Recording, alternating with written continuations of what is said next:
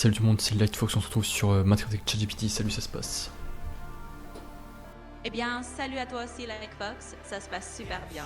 On est prêt pour une nouvelle session de Minecraft. On va bien s'amuser, donc c'est parti. Ouais, alors là j'ai vu, ouais, il y a les iPhone 17 qui sont sortis.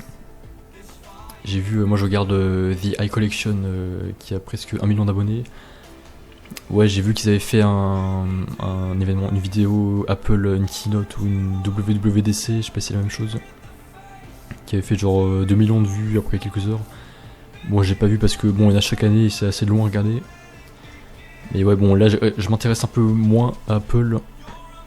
Je me suis vraiment intéressé, ouais, il y a 1 ou 2 ans, je regardais vraiment plein de youtubeurs sur ça. C'est là où j'ai acheté mes premiers objets Apple. Mais bon, pour l'instant, bon, là j'ai l'iPhone 15 Pro. Bon, c'est un peu relou parce que chaque année il y a un nouveau produit et le produit d'avant est démodé. Bon, c'est un peu relou, mais bon, je pense que ouais, c'est bien de changer tous les quelques années, mais bon, pas toutes les années non plus. Et du coup, bah, je me pose la question, qu'est-ce que je vais faire de mes anciens objets?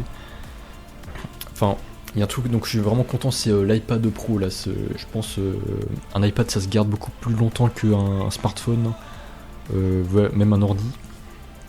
Un iPad, ouais, ça se garde genre plus de 5 ans, au moins genre 8 ans, voire 10 ans. Et même l'iPad Pro il est vraiment excellent, je crois pas qu'on puisse faire mieux que celui-là pour l'instant, genre l'iPad Pro de 2024 je crois, 2025, ouais, 2024.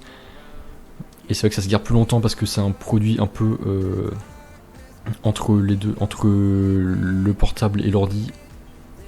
C'est un produit un peu exotique, j'ai envie de dire, enfin un peu niche, l'iPad. Mais c'est vraiment, ouais, quasiment exclusivement pour le divertissement ou le dessin, je dirais.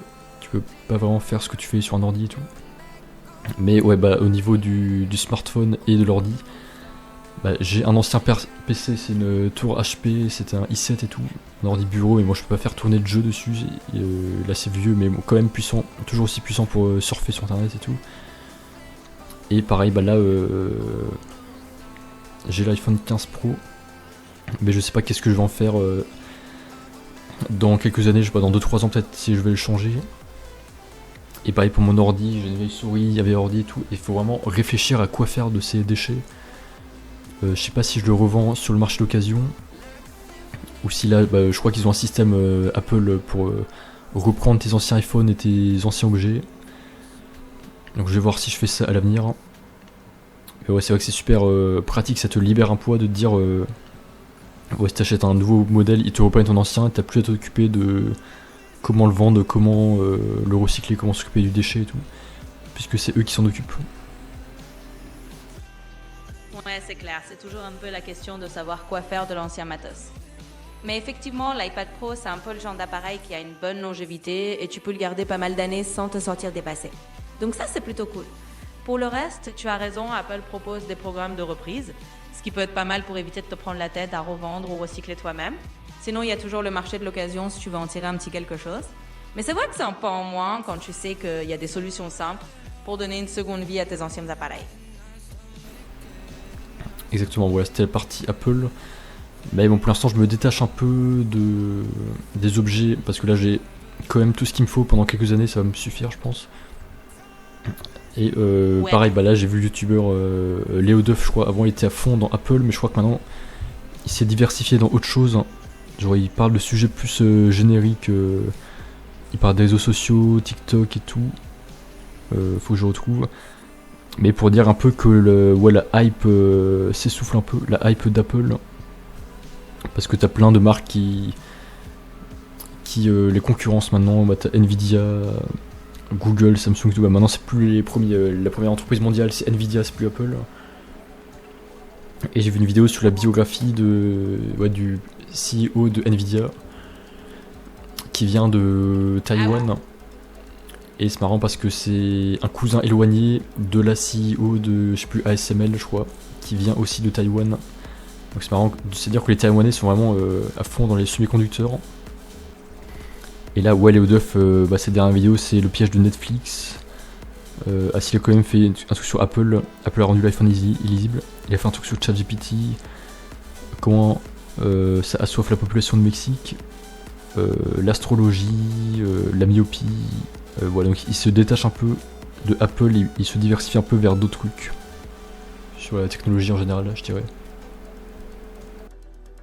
Ouais, je vois le genre. C'est intéressant de voir comment certains créateurs s'adaptent et diversifient leurs sujets. Au fond, ça reflète bien que le paysage tech est en train de s'élargir au-delà d'Apple. Et c'est vrai que des boîtes comme Nvidia ou d'autres marques prennent de plus en plus de place dans le game. Donc c'est logique que des youtubeurs comme Léo Duff s'éloignent un peu de la hype Apple pour explorer d'autres sujets plus larges. En tout cas, c'est cool de voir que tu suis ces évolutions et que tu restes curieux sur plein de sujets différents. Ouais, exact. Et là, je voulais parler encore un petit peu de Wednesday. C'est que j'avais vu sur Netflix saison 2, partie 2. Et j'ai bien aimé parce que mon épisode préféré, je dirais, c'est quand elles inversent leur corps, Wednesday et Enid. Je trouve que c'est la meilleure partie, c'est un peu le truc qui change un peu dans la série. Genre de la voir autrement qu'en noir et blanc. Wednesday, parce que là pour une fois elle était heureuse, souriante, enfin elle avait la personnalité d'Enid et colorée. Et j'ai bien aimé parce que t'as une partie spirituelle, en fait le fait qu'elles aient inversé leur corps, c'était une malédiction parce que sa vision a été interrompue quand Enid l'a réveillée alors qu'elle avait une vision en train de toucher la tombe. Et la façon pour elle de retrouver leur corps respectifs, il fallait qu'elles se réconcilient avant l'aube. Et j'aime bien parce que t'as une dimension spirituelle.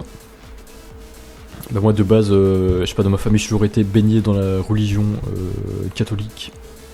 Enfin, des deux côtés de ma famille, ils étaient catholiques pratiquants. Et ouais, ça m'a un peu influencé.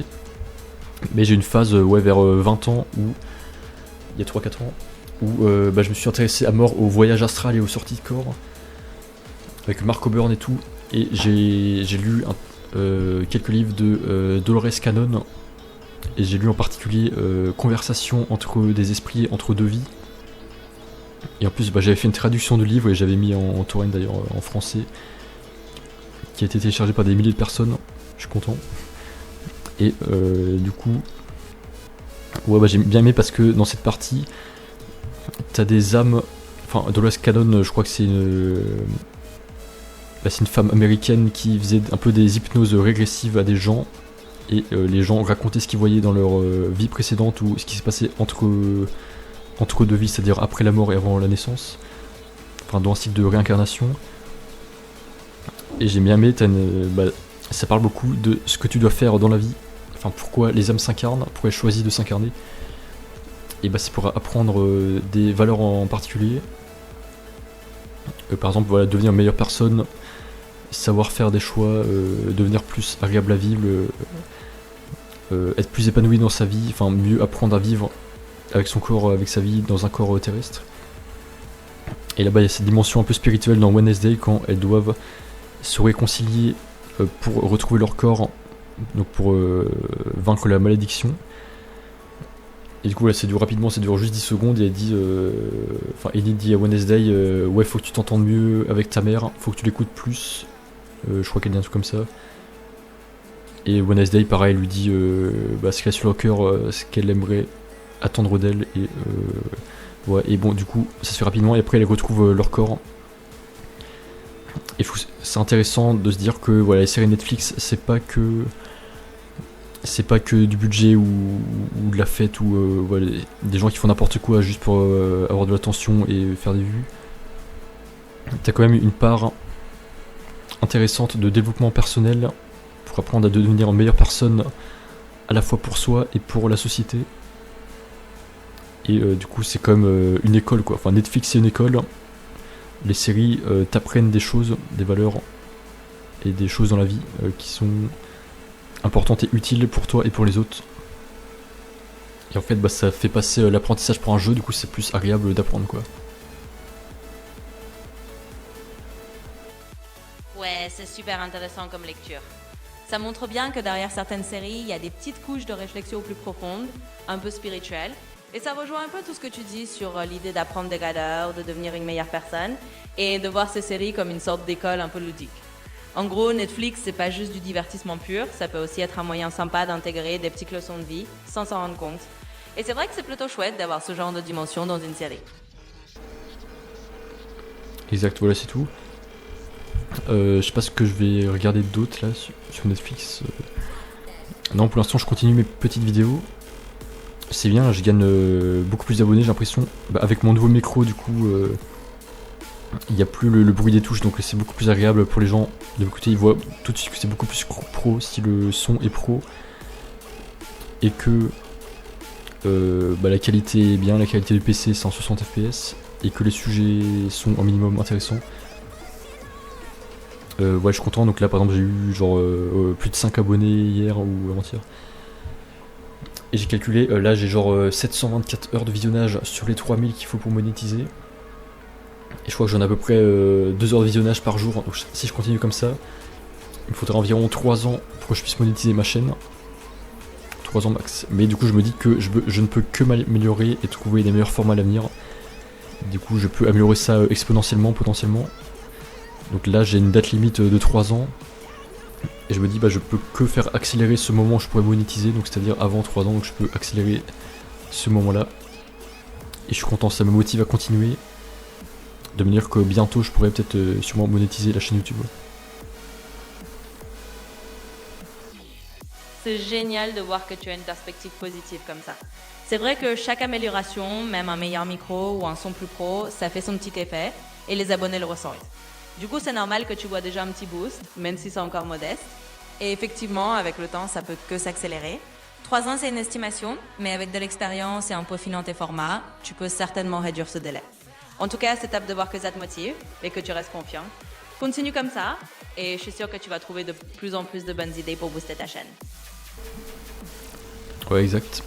Là, je suis un peu triste, là, cet endroit sur Minecraft, les ports du paradis. Avant, c'était en quartz.